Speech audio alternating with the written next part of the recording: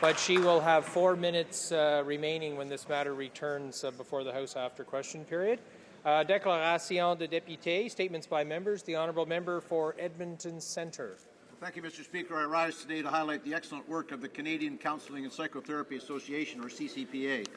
They're the leading association for counselling and psychotherapy in Canada, which increases awareness about the role of the profession in all healthcare, educational, and industry sectors. Through their exclusive education programs, certification, professional development, and direct contact with professional peers and specialty groups, the CCPA promotes the profession and its contribution to the mental health and well-being of all Canadians. The CCPA is celebrating its 50th anniversary at their 2015 conference in Niagara Falls and will attract over 450 delegates and several other countries.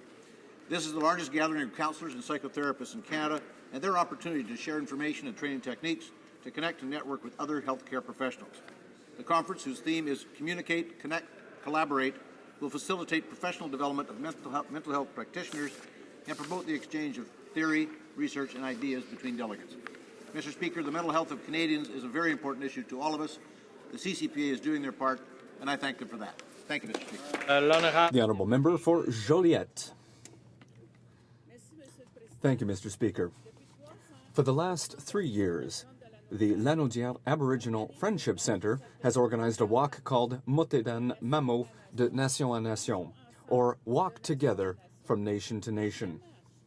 The walk, from Joliette to Manawan, about 185 kilometers, raises funds for the Atacamaoke who must leave Manawan to receive dialysis treatments that take a half day every 3 days. The walk is done in solidarity, and it promotes closer ties between First Nations in our region. This is just one example of the incredible work done by friendship centres across Canada. Well, I would like to take this opportunity to salute the regroupement of friendship centres who are on the Hill today, and I invite all of my colleagues to take the time to learn more about their local friendship centres. Thank you, Mr. Speaker. The honourable member for Pickering-Scarborough East. Mr. Speaker, the City of Pickering, in partnership with the Pine Ridge Arts Council and the Music by the Bay, is pleased to host Artfest and Bluesfest on the Esplanade Park in Pickering, Saturday, May the 23rd from 11 a.m. to 6 p.m. Mr. Speaker, every summer the Esplanade comes alive with music, dance, crafts and singing, along with children's art areas and artist demonstrations. This free arts event will include over 90 artists from across Canada who will exhibit a great variety of original art, which include paintings, photography, pottery, wood carvings, jewelry, handmade rugs, stationery, candles and much more. This year's Art Fest will include also a blues festival, bringing together the whole community, where everyone will enjoy the food, various types of art, live music, and the offerings of local artists. Mr. Speaker, I would like this House to join me to wish the City of Pickering and its partners a successful and memorable event in order to promote, educate, and celebrate the arts by creating awareness of the need of a visual and performing arts centre in the City of Pickering and Durham region. Thank you, Mr. Speaker. The honourable member for Random Buren St. George's. Mr. Speaker, I rise today to recognize William Callahan of Newfoundland and Labrador, who has had a distinguished career in journalism and politics. Mr. Callahan was recognized this past weekend at the Atlantic Journalism Awards as recipient of the Lifetime Achievement Award. His career spanned radio and television, as well as print media, in which he held various positions, including principal owner of the paper The Daily News. His sports writing and broadcasting earned him a place in the Newfoundland and Labrador Hockey Hall of Fame. As a reporter, he covered everything from the Germany that emerged after the fall of the Berlin Wall to the burgeoning oil and aquaculture industries in Norway. He also authored 2 books, as well as edited a 3rd. Mr. Callahan took a break from journalism when he ran successfully to be a member of the Provincial House of Assembly. While he served as Minister of Energy, Mines and Resources, he was involved in the establishment of Gross Morin as a national park, which later became a UNESCO World Heritage Site, and Lonsa Meadows and Portiswall as historic sites in the province. Mr. Speaker, I ask all members to join me in congratulating 83-year-old William Callahan on this prestigious award. The honourable member for Bruce Grave, Owen Sound. Well, thank you, Mr. Speaker. It is with great pride that I rise in the House today to recognize the upcoming grand opening of the long-awaited Bruce Grave Music Hall of Fame. The hall will officially open on June 7th and will be located in what was originally known as the Hepworth Country Music Auditorium. The auditorium has a long music history with performances from several famous artists. It is said that Stompin' Tom Connors got his start at the auditorium when he asked if he could take the stage while the headliner took a break. I was there that night. The soon-to-be open Hall of Fame will recognize all genres of local music and will highlight all local entertainers who have made their mark in Bruce Grey. I'd like to congratulate Bill Murdoch, Arnie Clark, Jim Merriam, and Kevin Moyes for all the work that they have put into this project. As Stompin' Tom said in his farewell letter, the torch has been passed on to future artists to keep the maple leaf flying high in Canadian music. The Bruce Grey Music Hall will do just that by keeping local music in Bruce Grey alive for generations to come. Honourable Member for Parkdale High Park. Mr. Speaker, in Toronto, rents have soared year after year, and without real rent control or new affordable housing, tenants are being squeezed. In my riding of Parkdale High Park, private landlords are buying up apartment buildings. They're doing modest repairs and then applying for above-guideline rent increases that force residents out of their homes.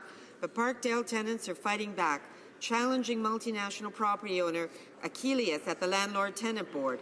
It was an honour to join them in solidarity, and I congratulate them on their victories. Local residents and community organizations have also founded the Parkdale Community Land Trust to create space for affordable housing in our rapidly changing downtown neighbourhoods. It's a model for integrated and democratic urban development. The only thing missing in the fight for affordable housing in Toronto is our federal government. We need a comprehensive national plan to build and support social and affordable housing, and Canadians can count on the NDP to deliver just that. The Honourable Member for Oshawa. Mr. Speaker, this past Friday I had the honour to attend the 70th anniversary VE Day ceremony at Camp X near my home riding of Oshawa. Camp X was a top-secret spy training ground set up by Sir William Stevenson, who is believed to be the real-life inspiration for James Bond. Oshawa's Royal Canadian Legion Branch 637 is named after Sir William Stevenson. The deciphering and communications ability of the Hydro Communications facility at Camp X was so advanced that Alan Turing, who was recently portrayed in the highly acclaimed movie The Imitation Game, came to study it. By mid-1944, the Hydro station sent and received the bulk of Allied communications in the Western Hemisphere. Their work made German tapping of transatlantic lines useless and was crucial for Allied victory in Europe. Mr. Speaker, Camp X is a symbol that Canada has always punched above its weight and plays an important role in preserving world peace. And Mr. Speaker, with CBC's X Company, a new generation of Canadians is beginning to understand this truth. Thank you very much. The Honourable Member for Don Valley West. Mr. Speaker, last week Canadians celebrated the 22nd annual McHappy Day. Each year, more than 1,400 McDonald's restaurants across Canada celebrate this day, raising money for the good work of their charity. Ronald McDonald House Charities help give sick children the one thing they need most, their families. They provide families with a home away from home or a place of peace and calm within a hospital. Since its inception, 300,000 families have been served by the Ronald McDonald Houses, family rooms, and care mobiles. Through McHappy Day 2015 and the Happy Meal program this year, they raised more than $9 million for Ronald McDonald House Charities and local children's charities across Canada. My riding of Don Valley West is home to McDonald's Canada head office. I want to congratulate and thank them for giving back to the communities in which they operate. Thank you, Mr. Speaker. The Honourable Member for New Westminster Coquitlam. Mr. Speaker, every community has heroes meriting recognition for their volunteerism, charitable giving, commitment to help others, and build a caring and prosperous Canada. Recognizing these community heroes allows us to publicly thank them for their contributions. I'd like to recognize some heroes in my community. Elsley and Yeti Folds, longtime volunteers with the Coquitlam Legion. For years, Yeti has been the driving force behind the local Poppy Drive, while Elsley recently received the French National Order of the Legion of Honor just before he died. Brenda Miller, who volunteers with the Port Moody Legion and promotes local heritage. Tally Babick, an award-winning youth advocate for social justice and environment. Ruth Foster, a nationally recognized environmental educator who has worked for decades to promote environmental stewardship at Mossam Creek Hatchery. Guy Black, a Canadian Forces veteran instrumental in organizing the largest Korean War commemorative event in Canada. These are just a few of the many community heroes from my riding, and I'm proud to honor them, Mr. Speaker. The honourable member for Nipissing-Temiskaming. Mr. Speaker, the Liberals don't think people earning up to $60,000 a year are middle class. The Liberals think people who earn up to $60,000 are too rich and therefore should pay higher taxes.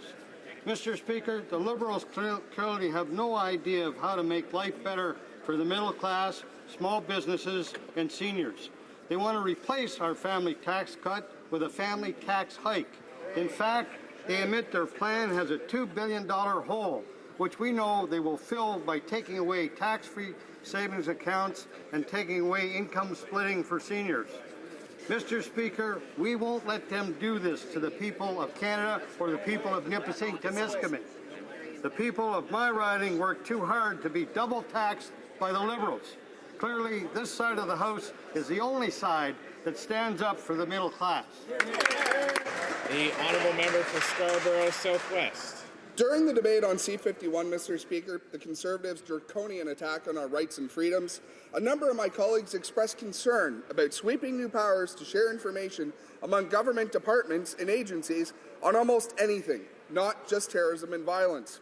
We heard the Privacy Commissioner is concerned the bill will allow information on law-abiding Canadians to be collected and shared without reasonable cause and could allow the government to build personal profiles on each and every one of us. In Scarborough and Toronto, we've heard this story before. For the past 10 years, Toronto police have been engaged in carding.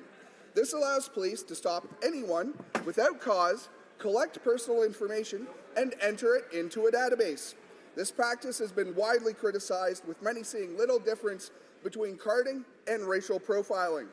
Will the information in the carding database be subject to the sharing provisions of C-51? Mr. Speaker, we should all be very concerned. As Tom Mulcair said, we cannot protect our freedoms by sacrificing them.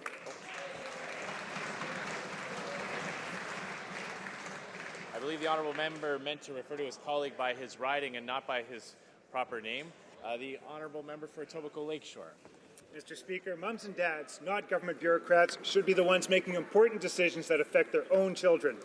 That's why our new family tax cut and enhanced universal child care benefit will give 100% of families with kids an average of nearly $2,000 per child annually. That's nearly $12,000 over a child's first 6 years. Families in my riding of Etobicoke Lakeshore are pleased that they can utilize that support for their family's unique circumstances. What do we hear from the leader of the Liberal Party, Mr. Speaker? He wants to take away the universal child care benefit and the family tax cut. He will raise taxes on the middle class, raise taxes on small business, and raise taxes on seniors. We won't let that happen, Mr. Speaker. The honourable member for Bourassa. Mr. Speaker, it is my pleasure to rise in this House to celebrate the contributions made by Mr. Claude Poirier, a citizen of Bourassa. Contributions that led to his being given this year the Governor-General's Award. Claude Poirier is very active in parish and community activities and has been for over 50 years. Young people are among those who have most benefited from his volunteer work. For example, he is dedicated to promoting mental health and early intervention through his work with the YouthNet program, a program he founded and chairs. He has also served on the boards of directors of Muscular Dystrophy Canada, of the Fleury Hospital, and of the Foundation for Research into Childhood Diseases. He is also active in the Regroupement des Auberges du Cœur du Québec and in the Club Richelieu. Mr. Poirier is a successful businessman, and he's president of the Société du Centième of North Montreal. I would like to thank Mr. Poirier on behalf of my colleagues and of the people of Bourassa. Thank you. The honourable member for Mississauga-Streetsville. Mr. Speaker, the death cult ISIS has made clear that it targets by name Canada and Canadians. Ignoring this threat and standing on the sidelines will not keep Canada safe. I rise today to say thank you to the men and women in uniform who are working to degrade ISIS so that they are no longer a threat to Canada. In fact, on May 9th, one of our CF-18 Hornets carried out a successful strike on an ISIS fighting position located north of Bodgie. On behalf of my constituents of Mississauga Streetsville, thank you to our brave members who serve. Hear, hear. We're not having The Honourable Member for Rivière-du-Nord. Mr. Speaker, Senator Duffy has been on trial for a month, and every day we learn a little bit more about the schemes hatched by the Conservatives and the PMO. Duffy was a sort of mascot who helped 74 Conservative MPs raise partisan funds, and that at taxpayers' expense. It's no surprise that the Conservatives and the PMO have done everything they could to suppress this scandal. The Prime Minister, despite warnings from the Privy Council, appointed Duffy as Senator for PEI, despite the fact that he's an Ottawa resident in violation of the Constitution. The RCMP says that the Prime Minister's own office hatched a deliberate scheme to suppress or change a confidential internal Senate report on Duffy's questionable expenses. Trampling the Constitution, hiding information, and systematically refusing to answer any questions, the Prime Minister can't hide any longer. He has to tell us the whole truth.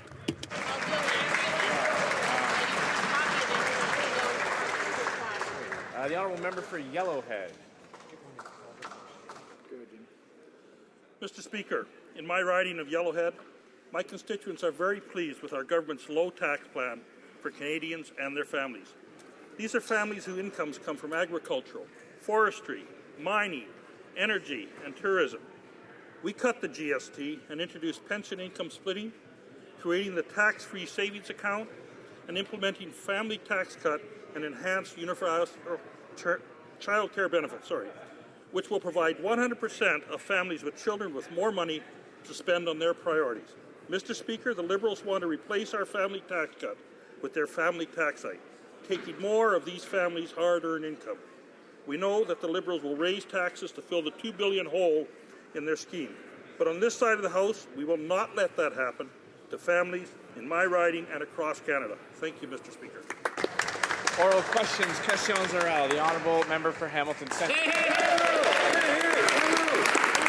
Mr. Speaker, the Prime Minister's office exists to provide the Prime Minister with advice. Nowhere in their mandate is there any mention of orchestrating cover-ups or interfering with Senate investigations. Yet the RCMP found the PMO was secretly making changes to a Senate report in order to try and cover up Mike Duffy's expense and residency scandal. Will the government cut their evasions and answer two simple questions? Under whose authority did the PMO staff get hold of a confidential Senate report? And under whose authority was it whitewashed? The Honourable Parliament Secretary of the Prime Minister. Thank you very much, Mr. Speaker. Mr. Speaker, as you know, this is before the courts, so it would be obviously inappropriate for me to comment on evidence that is before the courts. The Honourable Member for Hamilton Centre. Well, Mr. Speaker, the fact is this matter is not before the courts, and quite frankly, Canadians deserve answers, not antics. Instead of honest responses to written questions, we get excuses and evasions from that member. So, to the Prime Minister's Parliamentary Secretary, how does the Prime Minister ensure that the people he appoints are actually eligible to fill their positions? And what criteria did they use to determine whether Mike Duffy, Pamela Wallin, or any other appointee were actually residents of the provinces they were appointed to represent? The Honourable Parliamentary Secretary. Thank you very much, Mr. Speaker. Mr. Speaker, I've answered that on a number of occasions. As you know, the constitutional practice on this has been clear for almost 150 years, Mr. Speaker. It's the same practice, Mr. Speaker, with other issues that come before us in this House. For instance, it's not appropriate to use House of Commons resources, taxpayers' resources, for partisan political purposes. We know, for instance, that the member of Gatineau used $24,498 against the rules of this House to fund an illegal illegal partisan office in Montreal, and I hope that she'll do her best to repay those funds immediately. Thank you. Honourable Member for Hamilton Centre. Mr. Speaker, while disgraced Conservative Senator Mike Duffy was pocketing thousands of dollars, the Conservative government was spending $1.3 million fighting moms like Jennifer McCrae.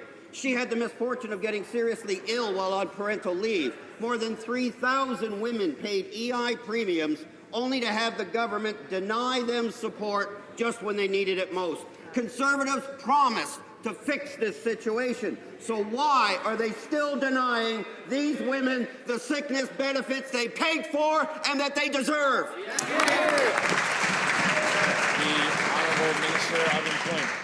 Speaker, while we can't discuss an individual case, obviously our hearts go out to anyone who is in these difficult circumstances. That's precisely why our government introduced legislation to ensure that people who do fall ill while they are on EI parental leave can get sick leave as well. That was in 2013, and we put it forward, we promised it, and we also delivered it. Thank you.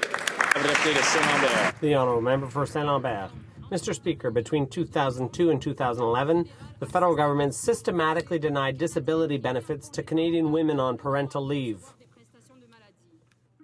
Over 4,000 women were denied benefits because they had the misfortune of falling seriously ill just after giving birth to a child. The Conservative government promised to fix the problem, but their solution left out 3,000 women like Jennifer McCrae. What's the minister going to do to redress this injustice? The Honourable Minister. Mr. Speaker, clearly we cannot discuss a specific case, but, Mr. Speaker, we have great sympathy for people in this kind of circumstances, and that is why we tabled legislation in 2013 that provides for disability benefits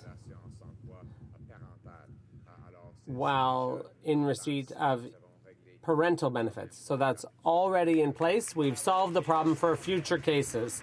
The Honourable Member for Saint-Lambert. Mr. Speaker, this is no longer an isolated case. The Conservative government has done nothing for most of the applications that were unfairly rejected between 2002 and 2011.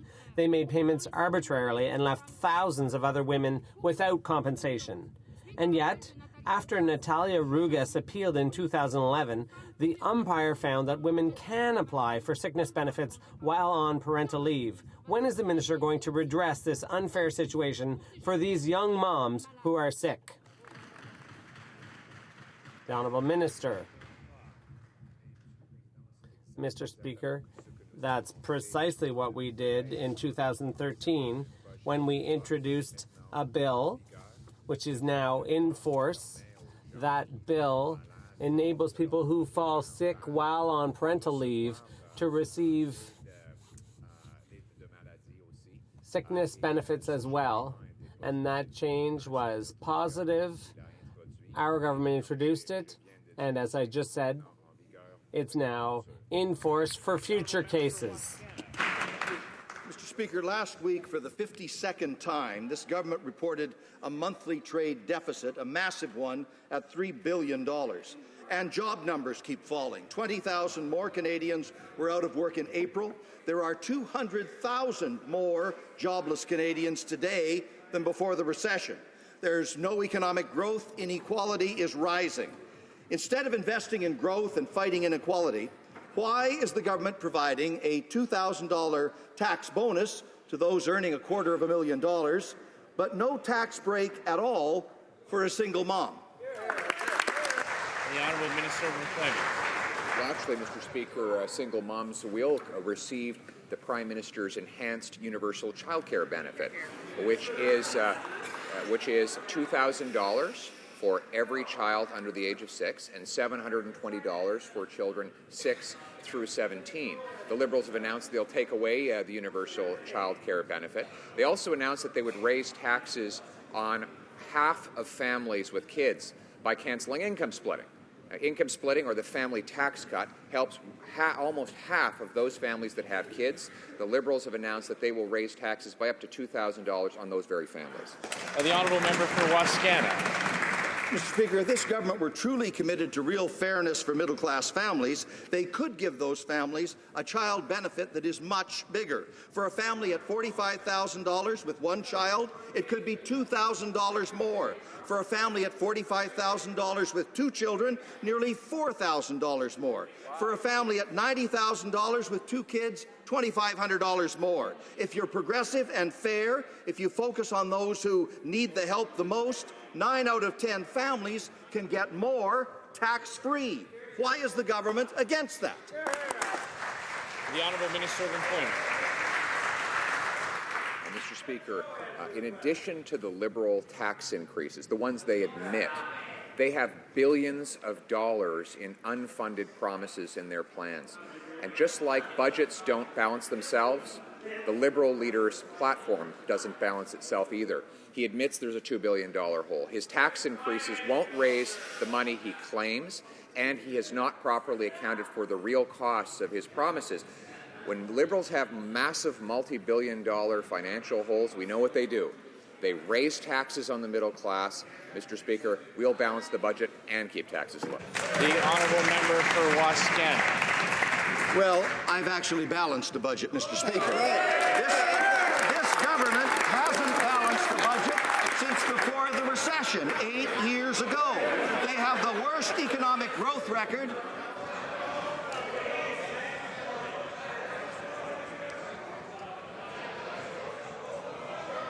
Order. Order. The Honourable Member for Wascana still has the floor. Order. Order. The Honourable Member for Wascana. Mr. Speaker, they haven't balanced the budget since before the recession. They have the worst economic growth record in 8 decades. Job creation is down 60% from 2 years ago. Job quality is the worst in 25 years. New Conservative debt has ballooned to $4,400 for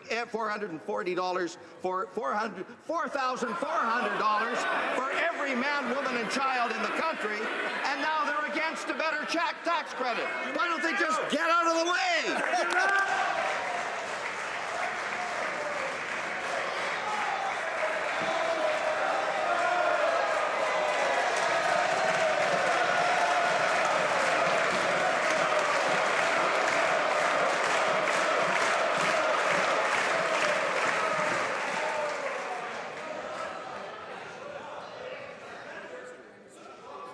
Order.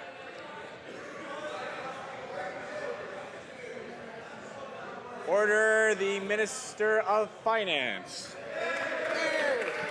Mr. Speaker, if the opposition had risen again as they did last time I spoke to chair, I might have thought, hope against history, that they were going to vote for the budget. Mr. Speaker, our government is focused on what matters to Canadians, jobs and economic growth. 1.2 million net new jobs have been created, 20% more than the G7. According to the International Labour Organization, Canada has the second best pay gains in the G20. With a fragile economy, we must stay the course with our low tax plan for jobs and growth. The Honourable Member for Parkdale High Park. Mr. Speaker, 20,000 Canadians lost their job last month. 1,000 workers at GM in Oshawa will soon be unemployed. 300 in Mirabel, 125 workers at the sawmill in Rivière-au-Rat, and dozens in Matane and Havre-Saint-Pierre. But all we find in the Conservative budget is handouts for the wealthiest few. Why is there nothing to boost the economy and create jobs for all workers? The Honourable Minister of Finance. Mr. Speaker, the NDP must have some nerve criticizing our record on job creation. They voted against all job creation measures passed by our government, including freezing EI premiums and lightening the tax burden on families and investing $70 billion in infrastructure with stable, ongoing, predictable funding. The NDP prefers to tell us what to do in a way that would be harmful to job creation. Mr. Speaker, under the Conservatives, our economy is slipping, and Canadian families are feeling the pinch. Last month alone, we lost 20,000 jobs. With major drops in construction and retail, Canadian workers in all sectors across the country are worried their job could be next. But the Conservatives keep giving gifts, tax cuts to the wealthy few. When will the Conservatives stop giveaways to those who need it least and start taking action to help Canadians struggling to find work? The Honourable Minister of Finance. Mr. Speaker, I'm proud of the many tax measures which will benefit all Canadian families, the middle class, seniors, and the disabled. We are doing a great deal for Canadians. We're helping job-creating businesses. We're reducing the small business tax from 11% down to 9%. We've provided an additional break of over $1.5 billion to small businesses. We're providing tax breaks for large manufacturers. We are doing which will create prosperity and security for Canadians over the long term. The Honourable Member for London Fanshawe. Carissa Casbon became seriously ill shortly after she gave birth to her son in 2010. At a time when she really needed support, the government denied her sick benefit claim. Some women who were unjustly denied benefits by this government have since received payments, but more than 3,000 of them have been forced to go to court to try to get justice for the unfairness perpetrated by this government. Why are the Conservatives refusing to give women like Carissa Casbon the benefits they paid for, the benefits they need to support their families? The Honourable Minister of Employment. Mr. Speaker, our hearts go out to any family in these difficult circumstances. That's why in 2013, our government brought forward the Helping Families in Need Act to ensure that parents who fall ill during their parental claim can receive their sickness benefits. As the matter in question is before the courts, it would be inappropriate to comment. We have delivered results for all future cases by passing the Fairness for Helping Families in Need Act. Thank you. And the Honourable Member for London Fanshawe. Mr. Speaker, what about the 3,000? They always have money for their wealthy friends, but nothing for Canadians in need. The Conservatives just don't seem to be able to grasp that the money in the EI account doesn't belong to them. Exactly. It belongs to Canadians. Fewer than 4 in 10 unemployed Canadians get EI benefits. Yet instead of improving access, the Conservatives are raiding the account to pay for tax cuts for the wealthy. Why are the Conservatives giving the rich the benefits they don't need and leaving unemployed Canadians to fend for themselves? 3,000 of them, Mr. Speaker. The Honourable Minister of Employment. Speaker, our hearts go out to anybody who finds themselves in these difficult circumstances. That's why back in 2013, we introduced the Helping Families in Need Act.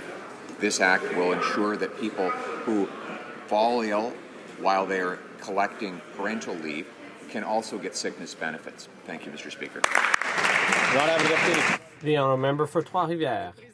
Mr. Speaker, 20,000 workers lost their job in April, and 1.3 million Canadians and Quebecers were already unemployed. With every paycheck, they paid into EI, but only 4 in 10 qualify for benefits. And why? Because the Conservatives, like the Liberals before them, are raiding the EI fund to pay for handouts to their cronies.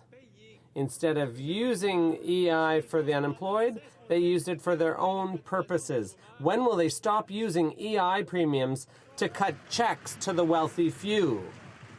The Honourable Minister of Employment. Mr. Speaker, the member is wrong. His facts are not right. The fact is that the EI fund is balanced over the medium term. During the recession, there was a deficit. Now the fund is paying back that deficit. But we will reduce premiums in 2017 to reduce the costs to businesses and workers. That will create jobs. The NDP want to increase premiums, which will kill jobs. For St. John's East. Mr. Speaker, less than a week after creating a security breach and sparking a political fiasco by posting videos showing Canadian Special Forces, the Prime Minister's office has posted yet another video with footage showing soldiers' faces. Apparently, DND approved this video. Of course, we have heard that before.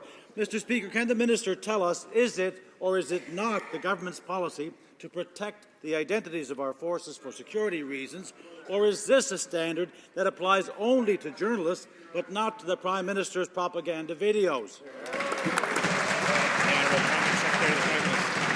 Thank you very much, Mr. Speaker. The member is quite correct. The latest videos that he referenced have been approved by National Defence. The honourable member for Pont-Neuf-Jacques-Cartier. Mr. Speaker, twice in 1 week now, compromising videos have been posted by the Prime Minister's office. Apparently, no one's learning from their mistakes in that office. And yet the new images are almost identical to the ones they had to take down last week. You have to wonder, seriously, about PMO's priorities. How are we to believe these images were taken with our soldiers' safety in mind and not just a good photo op for the Prime Minister?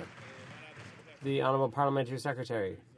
Said National Defence has reviewed these videos and has approved them for viewing. The Honourable Member for Châteauguay-Saint-Constant. When you decide to join the armed forces and serve your country, you expect your government to back you up when your service comes to an end. It's a pact between all members of the armed forces and their government. But after fighting in the line of duty, our veterans still have to fight to get the compensation and services they're entitled to from their government. If the government intends to support our motion, what are they going to do in concrete terms to honour our obligations to our vets? The Honourable Minister. Thank you, Mr. Speaker. As that member knows, being on the Standing Committee on Veterans Affairs, we have before this House Bill C-58, which is the most substantive set of reforms to veterans' benefits and programs in a generation, Mr. Speaker. We have the Retirement Income Security Benefit, the Critical Injury Benefit, Family Caregiver Relief Benefit, on top of improvements to permanent impairment allowance, on top of our commitment to top up case managers and processing for disability benefits. We're moving at a furious pace, Mr. Speaker, to address these needs, and Bill C-58 has a purpose statement which outlines the obligation we owe to the men and women who served us. I truly hope that by bringing this motion today, they're also going to move forward and support Bill C-58 in this House, Mr. Speaker. The honourable member for Sackville. Mr. Speaker, 10 times we've asked the question if there's a social obligation to care for veterans. 10 times we haven't got an answer. But my question to the Minister of Veterans Affairs is Ernest Campbell, a 78-year-old veteran in Nova Scotia, was denied access to Camp Hill Hospital, even though there are empty beds in that hospital, like there are empty beds across the country for modern-day veterans, because, Mr. Speaker, the federal government will not pay for his medical care as they do for World War II and Korean veterans. So I'm asking the minister quite clearly, will he now allow the heroes of our country like Ernest Campbell the opportunity to go into Camp Hill paid for by the federal government?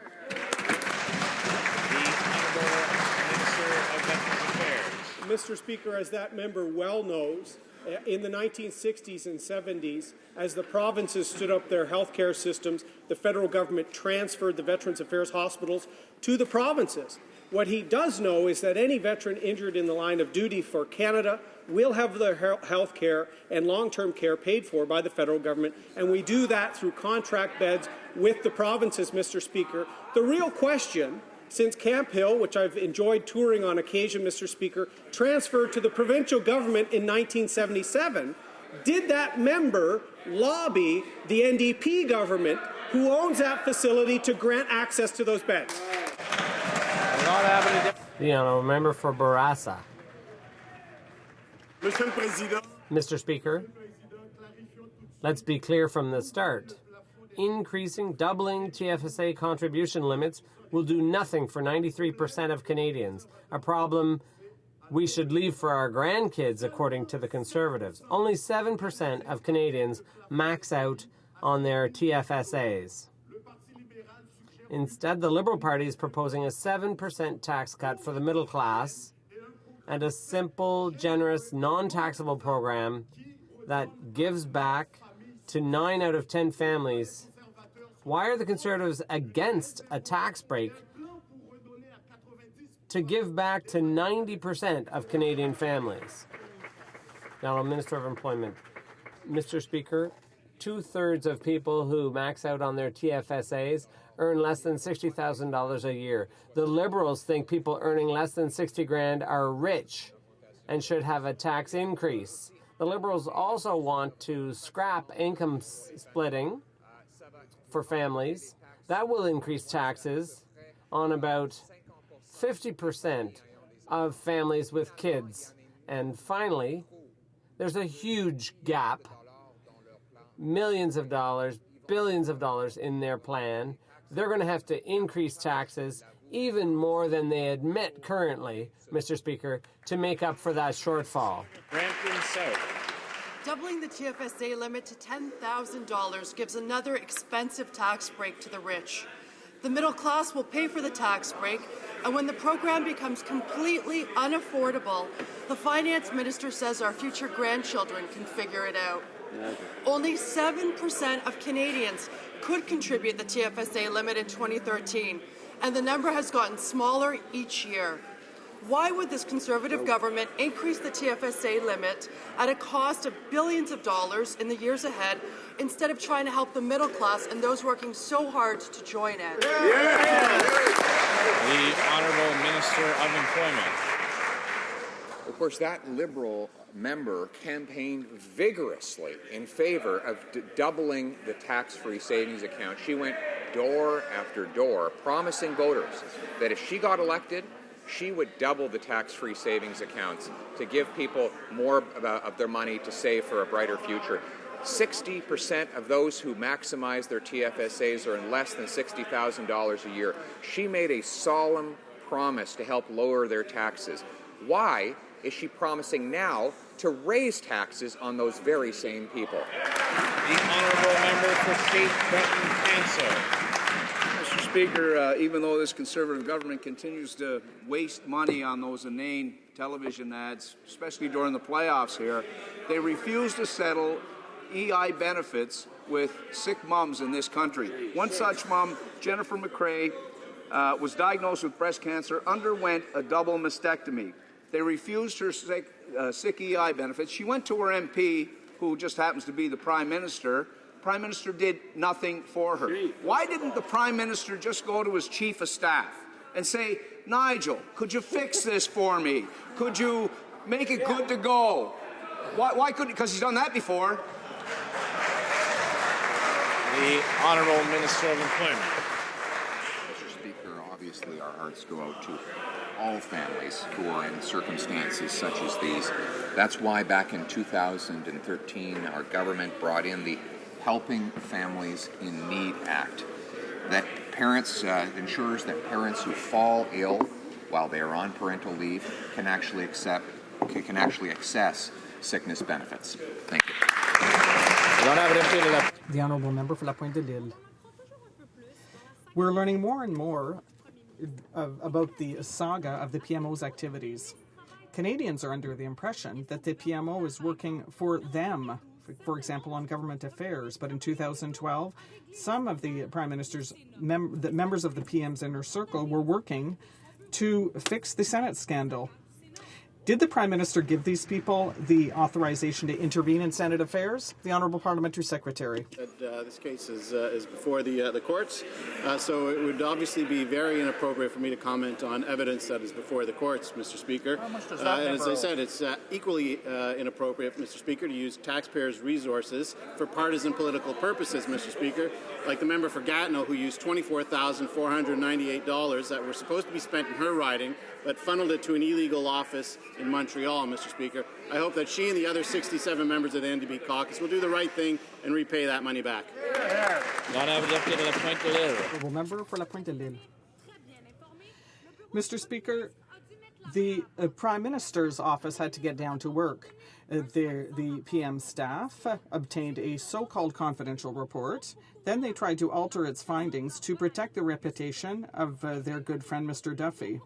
Can the Prime Minister tell us why he allowed the members of his staff to tamper with Senate documents?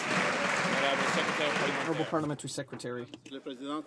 Once again, Mr. Speaker, this matter is before the courts, so it would be inappropriate to comment. As I just said, it's inappropriate to use House of Commons or taxpayers' resources for partisan political purposes. And we know, of course, that, for example, the member for Rivière du Nord used over $25,000 destined for his riding. He, in fact, funneled it to an illegal office in Montreal. He should pay that money back, Mr. Speaker, do the right thing for himself and for his constituents, repay the money that he used against the rules of this House. Thanks, Mr. Speaker.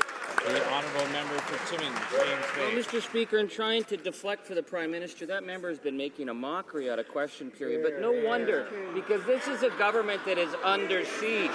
The appointment of senators is the sole responsibility of the Prime Minister, and yet they can't seem to give a single credible response. So we'll try this. What is the criteria that the Prime Minister uses to ensure that the people he appoints to the Senate are actually eligible to sit there? Will the Parliamentary Secretary answer or explain to Canadians why he's so desperate to stonewall for his Prime Minister? Very good. The Honourable Parliamentary Secretary. Well, as I've said on a number of occasions, Mr. Speaker, the constitutional practice on this is very clear and has been so for close to 150 years, Mr. Speaker. Other issues, of course, are before the courts, so we're not going to make a comment on evidence that's before the courts. I don't want to do what the member opposite, the member for Timmins James Bay, was accused of doing by the Boundary Reform Commission for his inappropriate involvement in that process, Mr. Speaker. That was inappropriate. It would be inappropriate for us to comment on evidence before the court. We won't do it. But as I said earlier, Mr. Speaker, it would be nice if they did the right thing and repay the $2.7 million that they owe taxpayers. The member for Timmins, James Bay. Well, the feeble excuses of my friend. If the constitutional requirements have been clear for 150 years, why is the Prime Minister afraid to stand in this House and explain them? This member not only interferes with the work of the question period, but now he's using his roles to block information coming out through parliamentary written questions. Canadians have a right to know why the Prime Minister ignored 150 years of constitutional requirements. This isn't an issue before the courts. Can the Parliamentary Secretary put aside the attempt to protect the Prime Minister and tell the truth about what went down in the Prime Minister's office?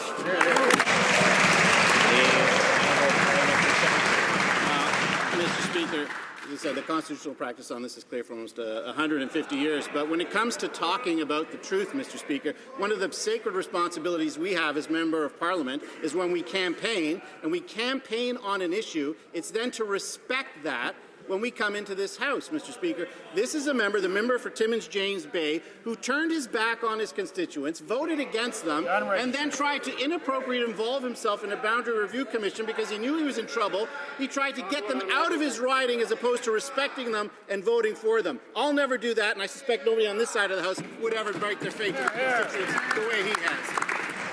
The Honourable Member for Etobicoke Centre. Canada is unequivocal in its support for the people of Ukraine and Ukraine's territorial integrity. We will never, ever accept Putin's invasion of eastern Ukraine or the annexation of its sovereign territory, and this is precisely why Canada continues to have the strongest sanctions regime in the world and why we've made significant contributions to NATO's Ukrainian assurance measures. My question is to the Parliamentary Secretary, to the Minister of Foreign Affairs. What further action has the government taken to show our support for the people of Ukraine? The Honourable Parliamentary Secretary. Mr. Speaker, I need to say thanks to the member of Etobicoke Centre for his consistent support of the people of Ukraine. Mr. Speaker, since the Minsk agreements, we've seen hundreds of attacks on Ukrainian forces by Putin-backed groups. This has caused for serious concern. Recently, we announced that Canada will contribute $1.2 million to Ukraine's Ministry of Defence to improve its medical systems. We're also transferring non-lethal equipment in the form of 1,600 tactical medical kits. Some of these kits were provided to some 100 Ukrainian soldiers this past weekend. President Poroshenko has said such equipment is saving the lives of his people. Make no mistake, Canada and our government will stand with Ukraine against Putin's aggression. The Honourable Member for Victoria. It's been over 5 months, Mr. Speaker, 5 months since this House unanimously agreed to provide full support to thalidomide survivors. They are fed up with this government's failure to make detailed commitments, and so they now say they're going to be forced to return to Ottawa on May 25th. Survivors like Bernadette Bainbridge need immediate answers so they can plan their futures and start receiving the support that they so desperately need now. But they can't do that as long as this minister keeps hiding behind vague promises. Will the government provide them with clear answers before the May 25th deadline? Thank you, Mr. Speaker. And of course, this tragic event from the 1960s reminds us how important drug safety is. And of course, there was deep pain and suffering inflicted on the thalidomide survivors. And we can't undo that pain and suffering. But what the government has done is we have provided a lump sum payment already. There's $125,000, which is tax-free. We are in the process of negotiating the remainder, which is going to be $180 million for less than 100 survivors, and that's going to ensure that they have ongoing support, yearly support, and of course there's an extraordinary medical assistance fund that will also be available. The Honourable Member for Abitibi-Témiscamingue. Mr. Speaker, they've waited long enough. Every day, the health of thalidomide victims is getting worse. It's been over 5 months since the government supported our motion to compensate the thalidomide survivors, and after having offered them a glimmer of hope after 50 long years, the government has turned its back on them again. Voting for our motion was not enough, and now it's time that they should receive the details about the compensation package. Does the government understand the impact of its inaction on these survivors? Honourable Parliamentary Secretary. We do agree that it's time, and that's why each survivor got $125,000 in an immediate tax-free payment. We are committed to providing ongoing support to them. There's $180 million that has been designated for the ongoing support for less than 100 people, and of course there's going to be an extraordinary medical assistance fund. So again, we are committed to doing the right thing, and we're moving forward in due process and haste. And the honourable member for... Mr. Speaker, Canada is one of the few G7 countries without a national dementia strategy, and a number of Canadians with dementia will double over the next 15 years. Canada needs a dementia plan now, but many Conservatives, including the Minister of Health, voted against my bill to create a national dementia strategy. But a Liberal member's failure to stand up sealed its fate. Why are the Conservatives and the Liberals ignoring the looming crisis? Why didn't they support this important bill?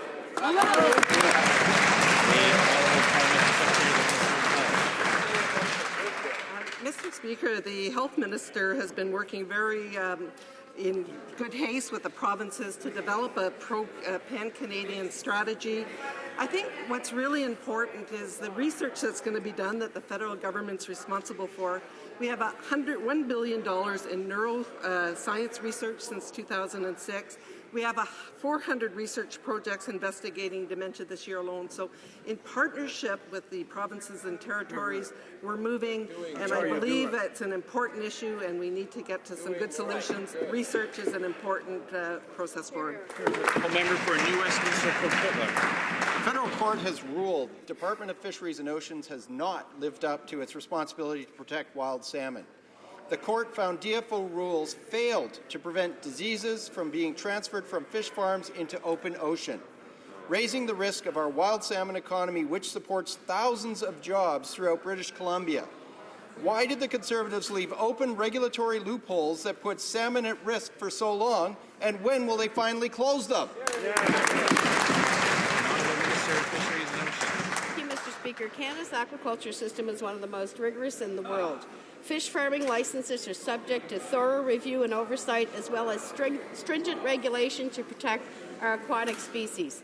The recent court decisions deals with two subsections of one license condition, Mr. Speaker, associated with aquaculture facilities in BC. We are currently reviewing the decision, and the member opposite should be aware it's inappropriate to comment further at this time. Member for Vancouver Centre. Mr. Speaker, 5 months ago, this House voted unanimously for full compensation to the victims of thalidomide. There were 97 of them. They asked for a $250,000 lump sum and an annual pension of $75,000 to $150,000, depending on disability. To date, they've been given half the lump sum and zero for annual living expenses. Since that broken promise, 3 victims have died. The minister's answer, she's working hard. Well, people are hurting hard. Will she give them the help they need now? The Honourable Parliamentary Secretary, Minister of Health. You know what, Mr. Speaker, I find it a little ironic. This member was part of the government for 13 years. They did nothing. Zero. We had a motion in this House. We have moved forward. We have given $125,000 immediately in terms of tax-free, and we are committed to having a solution that is going to serve these victims into their future. The Honourable Member for Charlottetown. Mr. Speaker, 250 metres from an elementary school in the Charlottetown neighbourhood is a range lighthouse owned by Fisheries and Oceans. It's of questionable structural integrity, yet DFO has allowed for the construction of a cell phone tower on it. Industry Canada's rules do not require that residents be consulted, and they weren't. This is not an isolated incident. Industry Canada's broad exemptions ignore the concerns of communities right across Canada. The Minister of Fisheries could have said no. She still can. For once, will she listen to Prince Edward Islanders? The Honourable Minister of State. Well, thank you very much, Mr. Speaker. I'd like to thank the member opposite for his question. Let me say very clearly that Canadians across this country deserve a say in how their cell phone tower locations are identified in communities all across the country, including Prince Edward Island.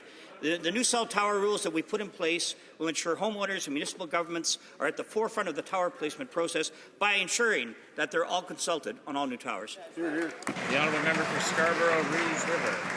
Mr. Speaker, many families in my riding of Scarborough Rouge River rely on Omni Television for their Canadian programming in their language.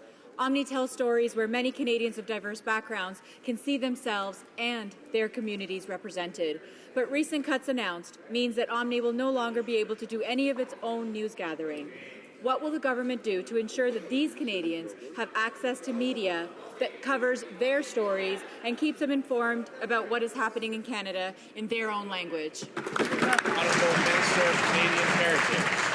Thank you, Mr. Speaker. And of course, our hearts go out to those who are affected by this decision, but this is a decision made by a private broadcaster. When it comes to the government, we demonstrated time and time again our support for many of the languages across this country. We will continue to do that, but I would suggest that this member pose that question to the private broadcaster. The Honourable Member for Newton North Delta. Omni News was a key link for many new Canadians to each other, to their culture, to Canada, and to the Canadian way of life. Punjabi speakers in Surrey and across Canada are in shock. News in Punjabi, Cantonese or Mandarin engaged new Canadians in our democracy. It built bridges between our diverse cultures. Omni's role is to foster multiculturalism. These cuts undermine the mandate that CRTC has given Omni. How will the government ensure that new Canadians who relied on Omni stay connected and informed? And it's the mandate. Honourable Minister of Canadian Heritage. Thank you, Mr. Speaker. I'd like to welcome that member to this issue that we've been saying over and over again, that there is a serious change in the broadcasting industry, in the media environment that requires adaptation. This is, in fact, one of those decisions made by a private broadcaster because of the changes in the media environment. We sympathize very much with those who have been affected by this decision, but our government will continue to support languages and those cultural communities through some of our programs through Canadian Heritage, like our Building Communities through Arts and Heritage program that supports many of the festivals, etc., that provide these opportunities across the country. Thank you. Honourable Member for Calgary Centre. Families in my riding of Calgary Centre are excited about the family tax cuts and the universal child care benefit, but they have questions. Will the Minister of State for Social Development please tell the House how families apply and what the new deadlines are so they can get their checks this summer? The Honourable Minister of State for Social Development. Thank you, Mr. Speaker. Well, one thing that families should know across this country is that if the Liberals had the chance, they would cut the universal child care benefit. They think that families would spend that money on beer and popcorn. We know the NDP would also cut it because they believe only certain families deserve support. Well, we believe that all families with children deserve support, and that's why we're delivering on the family tax cut and the expanded and enhanced universal child care benefit.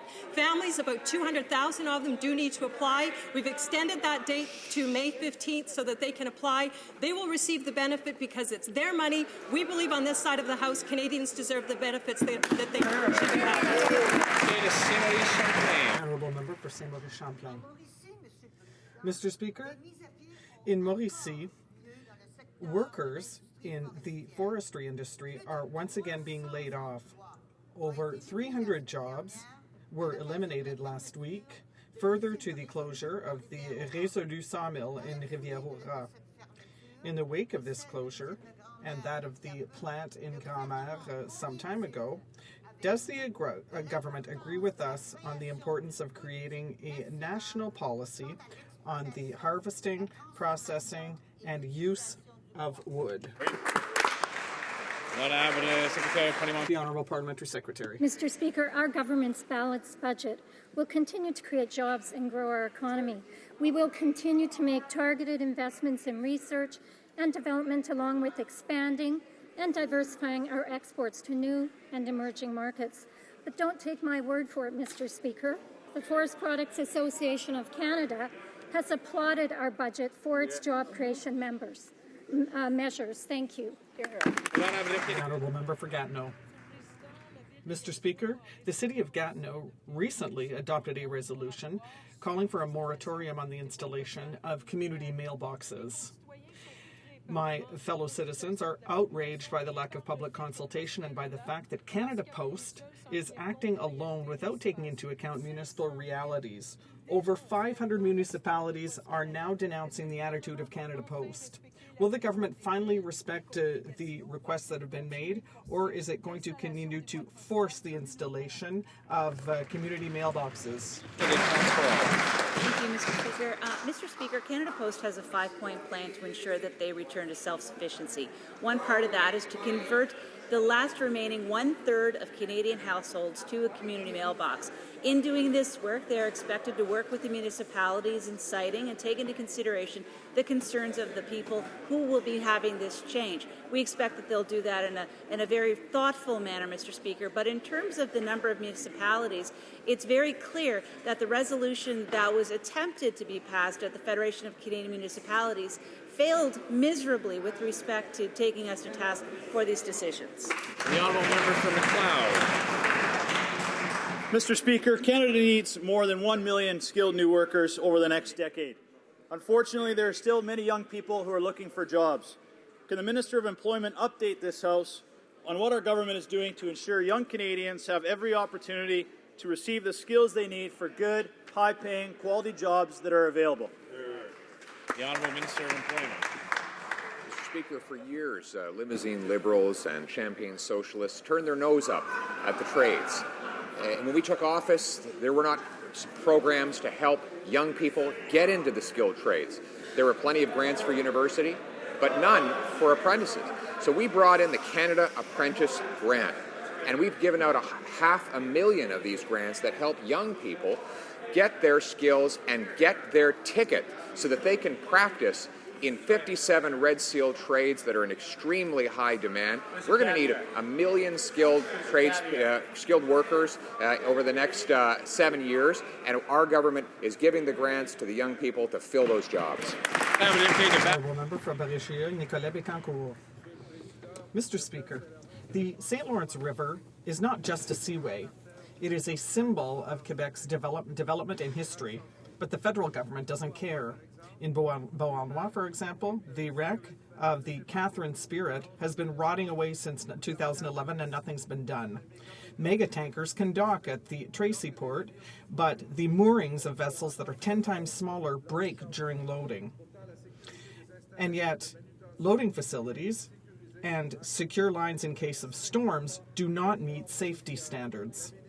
Will the Minister of Transport finally act to protect the St. Lawrence River, counter the federal government's inaction, and take responsibility for maritime transport.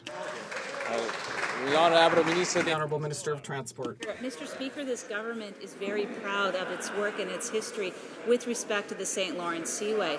It is an incredibly important lifeline into the heart of Canada's hinterland, and indeed it allows us to move goods in a very efficient manner all the way into the United States from the ports in the Great Lakes. Of course, we look after it, Mr. Speaker. We invest heavily with respect to the St. Lawrence Seaway and all of the ports along the river as well, too. Montreal, Quebec, Trois-Rivières, all have seen significant investment by this government. We'll continue to make sure we look out for the best interests. Member for Avalon. Mr. Speaker, last Friday afternoon, inshore crab fishers in areas 8A and 9A were informed that they must relocate their crab pots from specific coordinates this week to make way for the laying of a subsea cable. These fishers are concerned about the potential damage to the environment and to the crab habit. The timing could not be worse. It is halfway through the season. Some crab are spawning and the potential destruction to gear can be costly.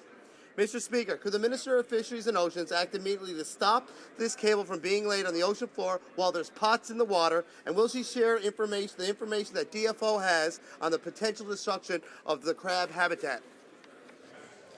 The Honourable Minister of Fisheries and Oceans. Thank you, Mr. Speaker. I will look into the matter and get back to the member promptly. Why? The Honourable Member for Richmond North Athabasca. Mr. Speaker, the government claims that the agricultural sector is being spared by the changes to the Temporary Foreign Workers Program. But according to the Foundation for the Recruitment of Foreign Farm Workers, processing firms have had to reduce the number of their foreign workers, and that Guatemalans, who represent half the foreign farm workers in Quebec, are now allowed to stay only 24 months instead of 48. Is the Minister aware that these measures are bad for the Quebec agri-food sector and for consumers who will be stuck with the bill? Honourable Minister de l'Emploi. Honourable Minister of Employment. Mr. Speaker, there is already a special program for the agricultural industry with regard to temporary foreign workers. But besides the agricultural industry, Mr. Speaker, we want Quebecers to have priorities, who have the first crack at jobs in Quebec. We will never allow the Temporary Foreign Workers Program to replace Quebec workers. Quebecers are our priority. Quebecers first and foremost. That concludes the question period for today. Tabling of documents. Dépôt de documents. The Honourable Parliamentary Secretary to the Government House Leader. Thank you, Mr. Speaker. Mr. Speaker, pursuant to Standing Order 36.8, I have the honour to table in both official languages the government's responses to 34 petitions. 34! Wow. Introduction of government bills. Déclaration des ministres. Reports from interparliamentary delegations. Presenting reports from committees. The Honourable Member for Prince Edward. No, is he? Do you have a... No? No? Okay. The Honourable Member for Hamilton Centre. Did a hell of a job there. Thank you, Mr. Speaker. I have the honour to present in both official languages the following reports of the Standing Committee on Public Accounts. 17th Report, Chapter 5, Support to the Automotive Sector of the Fall 2014 Report of the Auditor General of Canada, and the 18th Report, Main Estimates 2015-16, Vote 1, under Auditor General, excuse me, and reports the same. Pursuant to Standing Order 109 of the House of Commons, the committee requests the government table a comprehensive response for the 17th